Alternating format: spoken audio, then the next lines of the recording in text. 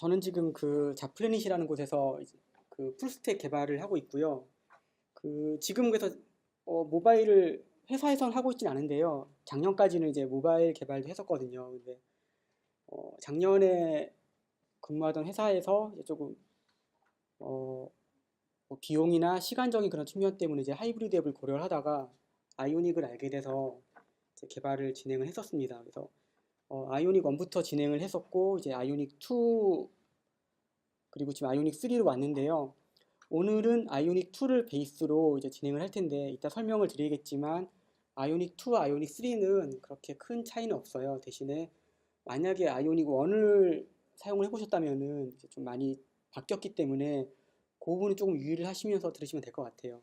근데 들어가시 전에 좀 말씀드리고 싶은 거는 그 아이오닉은 이제 앵귤러를 기반으로 돼 있기 때문에 앵귤러에 익숙하지 않으시면은 아이오닉이 조금 힘드실 수는 있어요. 근데 저도 처음에 아이오닉을 할 때 앵귤러를 모르고 아이오닉을 바로 시작을 했었거든요. 그래서 뭐 그렇게도 상관없을 것 같아요. 즉, 아이오닉을 먼저 사용을 하다가 나중에 이제 찬찬히 앵귤러를 조금 찾아보시면은 아 이게 앵귤러의 문법이 이렇구나라고 이제 역으로 가셔도 크게 문제는 없을 것 같아요. 그래서 그냥 아이오닉 방식을 그대로 받아들이시고 진행하시는 것도 그렇게 나빠 보이지는 않습니다. 그래서 오늘은 이제 그 아이오닉 프레임워크란 무엇인가 그리고 개발 환경을 한번 구성을 해보고요. 그리고 예제 앱으로 간단한 투두리스트 앱을 하나 만들어서 제가 동작하는 것을 확인을 해보고요. 이 앱을 안드로이드와 iOS용 앱으로 이제 빌드를 해서 시간이 되면은 이제 그 뭐 안드로이드 스튜디오나 뭐 엑스코드로 넘겨보고 그리고 또 본인들 폰으로 직접 배포까지 해볼 수 있는 그런 시간으로 진행하겠습니다. 그리고 마지막에 이제 아이오닉으로 개발을 하는 과정에서 좀 참고하셔야 될 부분들을 설명을 드리겠습니다. 네, 오늘 뭐 이렇게 인원도 적고 또 특별하게 뭐 빡빡하게 진행은 하지 않을 거니까요. 중간중간에 궁금하신 점은 언제든지 자유롭게 물어보시면 되겠습니다. 그럼 이제 하이브리드 앱이란 것을 좀 보기 전에 그 모바일 앱에서 어떤 종류가 있는지 좀 살펴볼게요. 즉, 크게는 네이티브 앱, 그리고 웹 앱, 그리고 하이브리드 앱으로 나눕니다. 네이티브 앱은 여러분들 잘 아시겠지만 뭐 많이 사용하시는 뭐 페이스북이라든지 아니면 스마트폰에 기본적으로 설치되어 있는 대부분의 애플리케이션들이 다 이런 네이티브 앱입니다. 그래서 네이티브 앱은 각 플랫폼이 제공하는 그런 개발 환경과 개발 언어로 만들어서 직접적으로 각 플랫폼과 통신할 수 있고 각 스마트폰에 로우레벨까지 다 접근할 수 있는 그런 특징을 가지고 있습니다.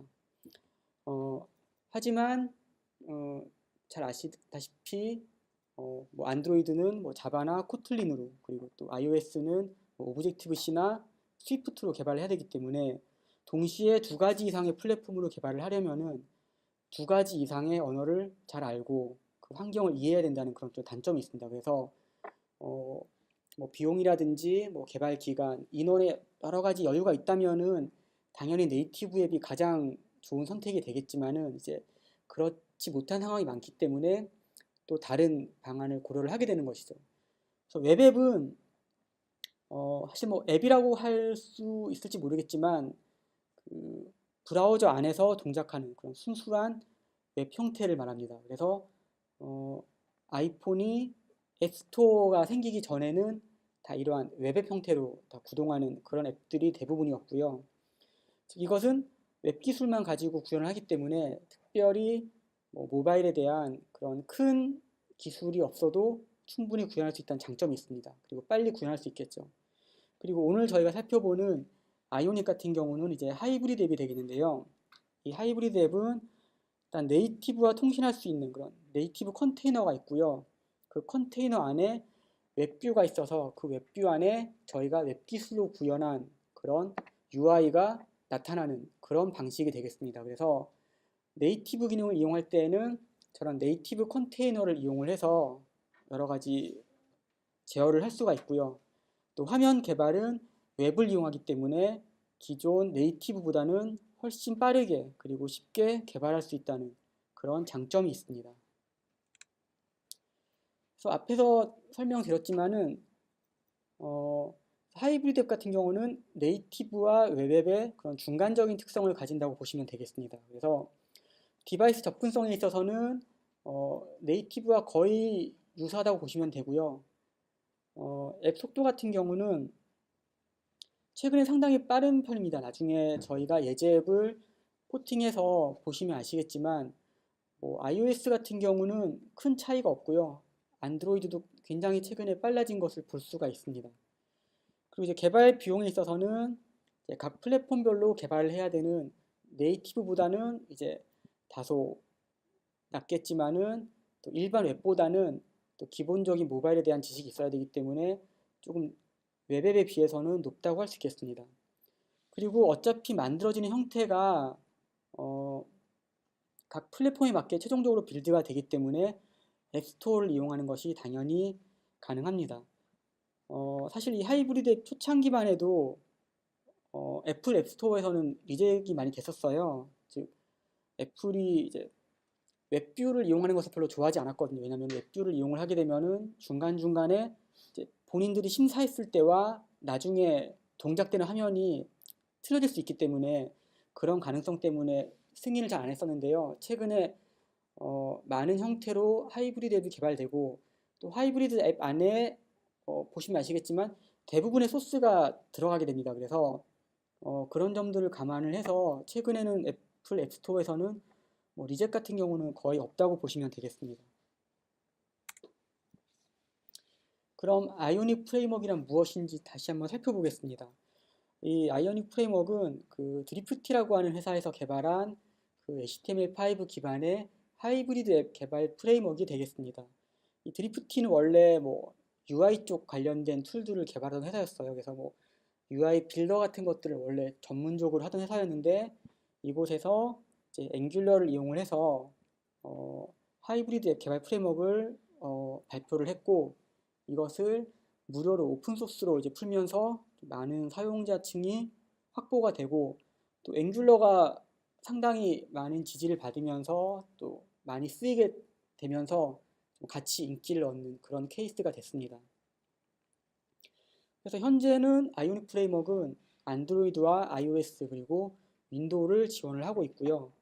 그 구조를 보시면 아시겠지만 UI 쪽은 앵귤러를 기반으로 자바스크립트나 혹은 타입스크립트를 이용을 해서 개발을 하게 돼 있고요.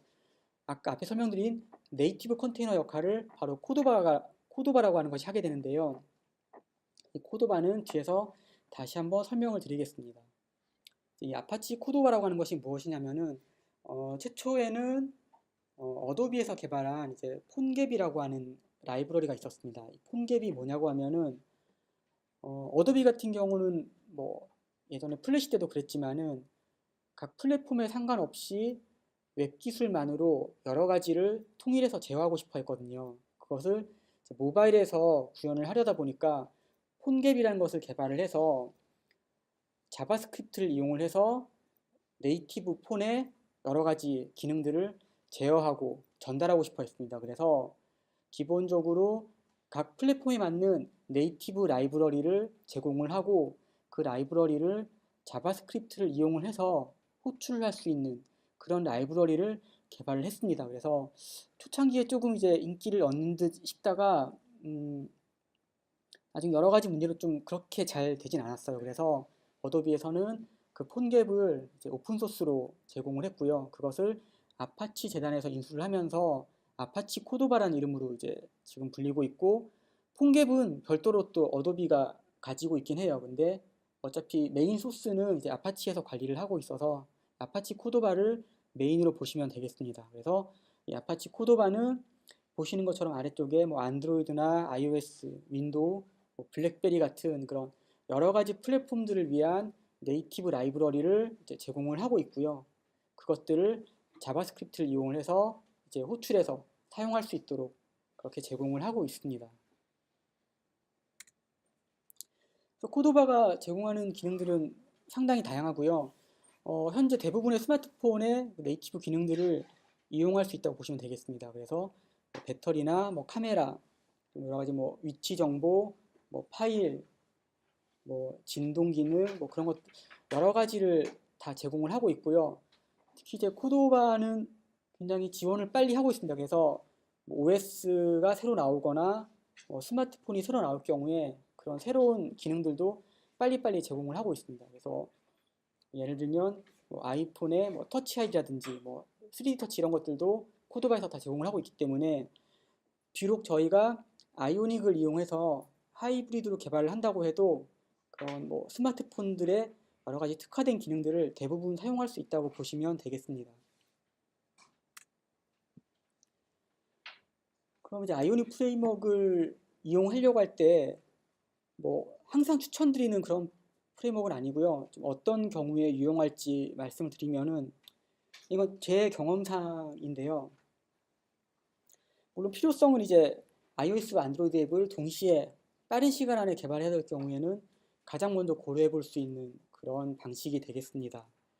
그리고 그 회사의 개발자가 네이티브 앱 개발보다는 웹 개발 환경에 더 익숙할 때는 당연히 이 부분을 고려할 수밖에 없고요. 세 번째는 정말 당부드리고 싶은 얘기인데 좀 많이 간과들을 하세요. 즉 아이오닉을 이용을 해서 하이브리드 앱을 개발을 하는데 그 결과물은 마치 그 굉장히 커스터마이징이 많이 된 네이티브 앱 같은 그런 결과물을 원하실 때가 있어요. 근데 그건 사실 쉽진 않습니다. 왜냐면은 아이오닉이 기본 제공하는 UI들을 이용할 때는 굉장히 빠르고 간결하게 동작하는 것을 볼 수가 있는데 이 UI들을 계속 커스터마이징을 하다 보면은 결국 이것은 웹이잖아요. 웹 개발해보셔서 아시겠지만 CSS나 스크립트가 올라가면 올라갈수록 웹은 무거워지고 느려지거든요. 그래서 그런 과도한 UI에 대한 욕심을 버리신다면은 아이오닉은 충분히 사용할 만한 그런 프레임워크라고 볼 수가 있습니다. 그리고 뭐 또 하나는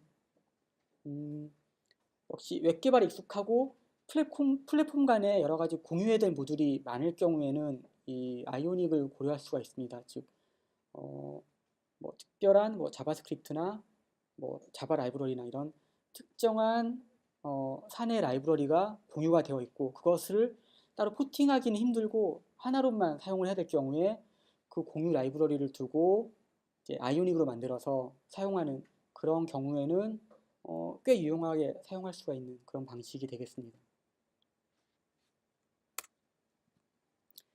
그래서 아이오닉 히스토리를 잠깐 살펴보면요. 2013년에 처음 발표가 되었고요. 2015년이 돼서 1.0 버전이 정식으로 발표가 됐습니다. 그리고 2016년에 2.0 버전이 발표가 되었고요. 그리고 올해 5월에 이제 3.0 버전이 발표가 됐습니다. 사실 근데 이 아이오닉 버전업은 그 앵귤러랑 떼놓고 얘기할 수가 없거든요. 그래서 그 2013년, 2014년일 때, 2015년일 때 앵귤러 JS, 즉 앵귤러 1점대가 있을 때 이 버전이 발표가 됐고요. 앵귤러가 2로 바뀌면서 같이 이제 버전이 올라갔고요. 그리고 앵귤러 4가 나오면서 이제 3.0 버전을 발표를 했고 최근에는 이제 그 앵귤러 5가 나오면서 그 3.9 아이오닉 3.9에서 앵귤러 5를 지원하는 그런 식으로 이제 버전업이 되고 있습니다. 그래서 앵귤러 1에서 2로 갈 때 굉장히 많은 변화가 있었거든요. 거의 새로운 개발 방식으로 봐도 무방할 만큼 많은 변화가 있었고 그래서 그것 때문에 이제 아이오닉 1과 2가 좀 많이 틀리긴 한데요. 사실 아이오닉 자체의 기본 개념은 크게 변하진 않았습니다. 그래서 앞으로 앵귤러가 크게 변하지 않는 한은 아이오닉도 그렇게 큰 변화는 없을 것으로 생각이 됩니다. 그래서 아이오닉 쪽에서 발표한 자료에 의하면은 현재 300만 개 이상의 앱이 이제 아이오닉으로 개발이 되어 있고 500만 명 이상의 아이오닉 개발자가 이제 활동을 하고 있다라고 발표를 했습니다.